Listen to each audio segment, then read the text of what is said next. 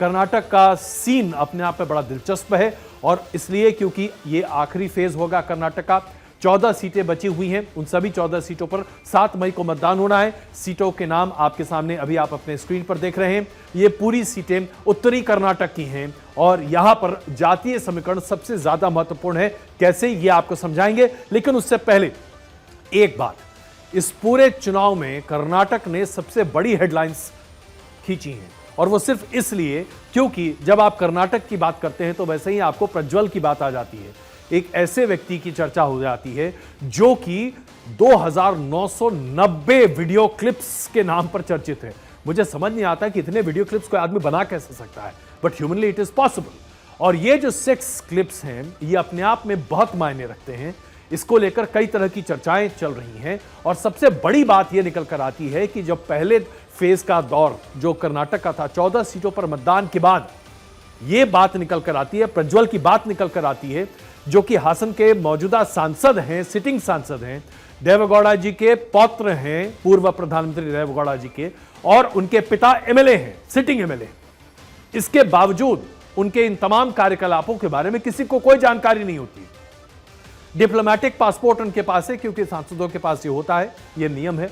Diplomatic passport पर बिना किसी परमिशन के, बिना एक्सटर्नल अफेयर्स मिनिस्ट्री के किसी जानकारी या नोट के वो जर्मनी चले जाते हैं चुनाव खत्म होने के अगले दिन। और फिर जब ये पूरा स्कैंडल सामने आता है तो कहते हैं हम 1 हफ्ते बाद वापस आएंगे। इस बीच में कांग्रेस पूरा गेम खेलती है। कांग्रेस ये कहती है कि पूरा मामला जो है वो सामने है, भारतीय जनता पार्टी को कार्रवाई करनी चाहिए। प्रधानमंत्री को चिट्ठी लिखते हैं मुख्यमंत्री, जो कि कांग्रेस के मुख्यमंत्री हैं सिद्धरमैया, और कहते हैं कि पासपोर्ट कैंसिल कर दीजिए। क्या पासपोर्ट कैंसिल कर देने से उन्हें अरेस्ट किया जा सकता है? जाहिर सी बात है, ऐसा कर पाने में जो प्रक्रिया लगती है बहुत लंबी है। उससे पहले तो खुद ही आ जाएंगे या फिर उन्हें पकड़ कर लाया जाएगा, जो भी स्थिति बनती दिखाई देती है।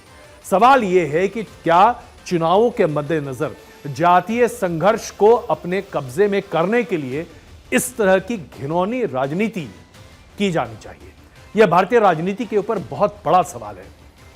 भारतीय जनता पार्टी ने इस पर स्पष्ट कहा है कि ऐसे किसी व्यक्ति को भारतीय जनता पार्टी अपने साथ नहीं खड़ा होने देगा जो किसी भी तरीके से महिलाओं के शोषण से जुड़ा हुआ ऐसा मामला हो। भारतीय जनता पार्टी ने अपनी स्थिति स्पष्ट कर दी है। जेडीएस की सीट थी, जेडीएस ने उम्मीदवार तय किए, हम सहयोगी हैं, हमें पता चला, हमने इस पर काम कर दिया। लेकिन सवाल यह उठता है कि क्या आज पता चला सबको? क्योंकि ये तमाम सीडीज, ये तमाम जानकारी 1 साल पहले उपलब्ध थी, किसी को कानो कान खबर नहीं थी। न तो कांग्रेस ने आवाज उठाई, न भारतीय जनता पार्टी ने आवाज उठाई, जेडीएस में तो खैर उम्मीद ही नहीं कर सकते। तो ये अपने आप में बड़ा सवाल है। इसका जवाब 4 जून के बाद शायद बेहतर तरीके से मिल सकता है। 28 सीटें जो हैं कर्नाटक की, उसमें बीजेपी ने 26 सीटें जीती थी 51.38% वोट शेयर के साथ। कांग्रेस ने 1 सीट जीती थी 31.88% वोट शेयर के साथ। जेडीएस को 1 सीट मिली थी 9.67% वोट शेयर के बाद। अब यहां पर अदिति जो सवाल आता है, जातीय समीकरण, जिसके लिए प्रज्वल रेवनन का यह पूरा मामला सामने आया, आपको लगता है कि सिर्फ लिंगायत को साधने के लिए प्रज्वल का यह पूरा मामला सामने रखा गया?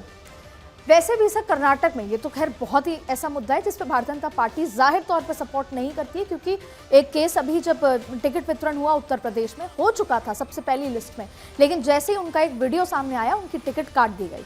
इसके अलावा आप देखिए किस तरीके से मणिपुर में भारतीय जनता पार्टी ने रिएक्ट किया। फिर देखिए आप पश्चिम बंगाल जाएंगे तो वहां पर किस तरीके से रिएक्ट किया गया। तो भारतीय जनता पार्टी महिलाओं के मुद्दे पे, इस तरह के मुद्दे पर नहीं रहती।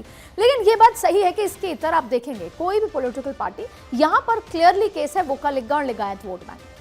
ये क्लियर केस नजर आ रहा है। ऐसी स्थिति में भारतीय जनता पार्टी 4 जून के बाद क्या फैसला लेती है वो एक अलग मुद्दा है, लेकिन जिस तरीके से ये किया गया, इस पे मौन रहे, अब बोला जा रहा है, ये पूरा का पूरा वोका लिग्गा और लिंगायत वोट बैंक को साधने की रणनीति समझ आ। बिल्कुल। और लिंगायत रणनीति पर बस 2 शब्द।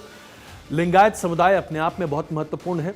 इस 14 सीट में से तकरीबन आधी से ज्यादा सीटों पर लिंगायत समुदाय का पूरा वर्चस्व है।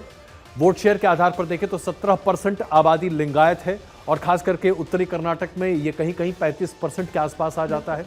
लिंगायत में मठों का एक अपना अलग योगदान है और लिंगायत मठ को भारतीय जनता पार्टी ने बहुत अच्छे तरीके से साधा है।